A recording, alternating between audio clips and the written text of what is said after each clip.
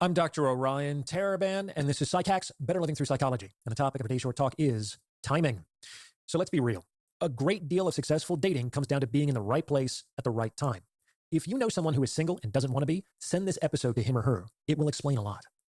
I've talked to many people who have told me they were ready to settle down and start a family with a specific person, but the other person, for whatever reason, was not.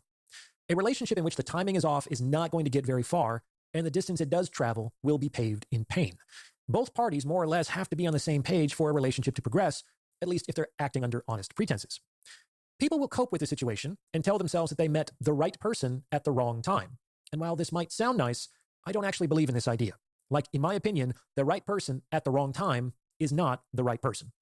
Other people are instrumental to our goals. We often don't like to think about other people in that way, but it's how people actually behave. In reality, you probably don't think about the plumber until your toilet is clogged. So if everything is running properly, it's kind of hard to argue that the plumber would be the right person to call. By the same token, you probably don't think about your doctor until you get sick. Does this mean that you don't care about this person as a human being and you only use him when it suits you? I mean, that's a bit extreme, but it's kind of true.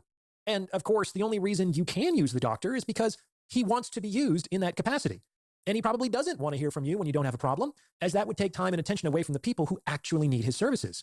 And this mutual and consensual exploitation is the basis of interpersonal relationships, including romantic ones.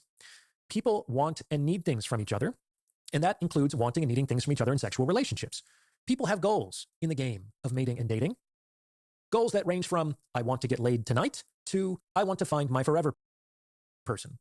And just like you shouldn't take your grocery list to the hardware store, you shouldn't take relationship goals to people who have neither the interest nor the capacity to fulfill them.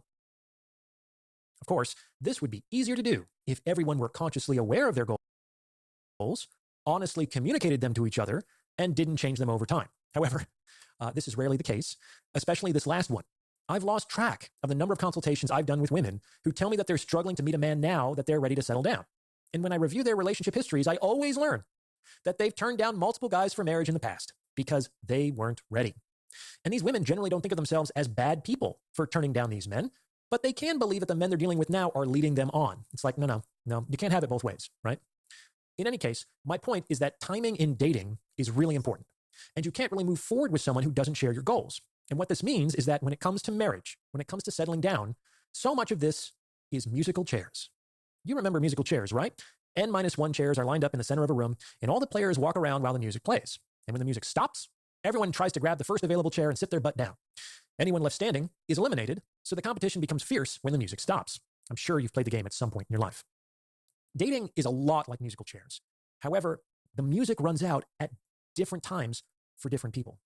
And I'm here to tell you that the music does not run out when someone meets their soulmate. It doesn't run out when they meet the love of their life.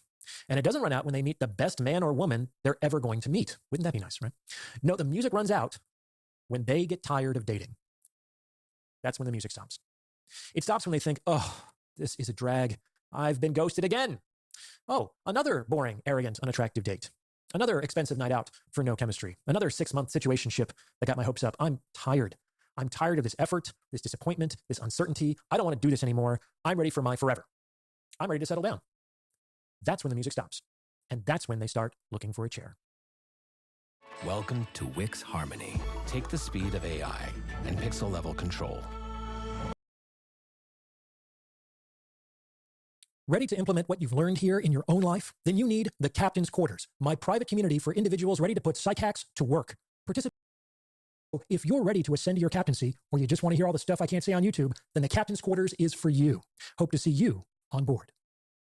But let's be honest, even when the music stops, people probably aren't going to choose just anybody. Like, most people are not that desperate. And most people would actually rather be alone than with someone they don't like. But when it comes to musical chairs, you probably don't have the luxury of choosing the best chair when the music stops, right? Rather, you resign yourself to a good enough chair and feel glad you weren't eliminated. And a good enough chair is a chair within reach. If these conditions are met, the music stops, there's a chair within reach, people sit down. If not, they're either still walking around or they've been removed from the game. That's how people get married. You could date somebody for years, even decades, but they're not going to settle down with you until the music has stopped for them. Of course, you might get fed up with waiting and move on, only to learn a few months later that your ex got engaged to someone they just met. It is what it is. So what does all this mean? It means that if you're serious about settling down and starting a family, you should probably target people for whom the music is more likely to have stopped playing.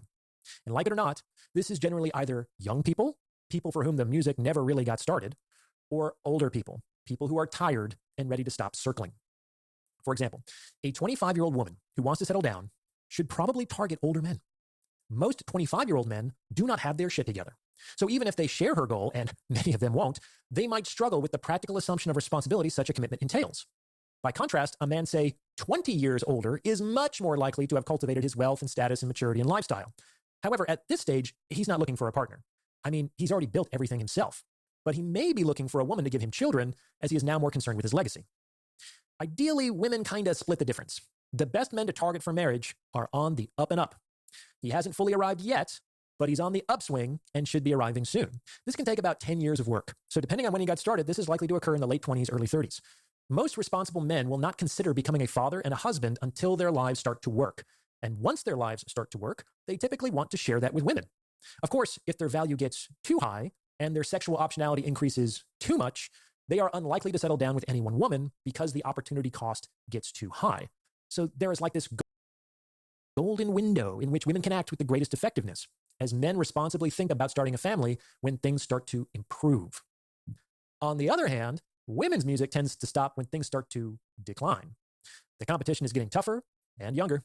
Optionality starts to wane, work becomes a grind, and of course, their reproductive window is shortening. Unfortunately, if they wait until they are 38 years old, they are going to encounter difficulty in the sexual marketplace. Why? Because that golden window has likely closed. Any 38-year-old men who are still single are either so undesirable that women would rather stand than sit, or are so desirable that any one woman has a negligible chance of securing his exclusive commitment. Such women may have to look much older, at men in their 50s or 60s, to get what they're looking for. And this means that men can kind of start a family at any age.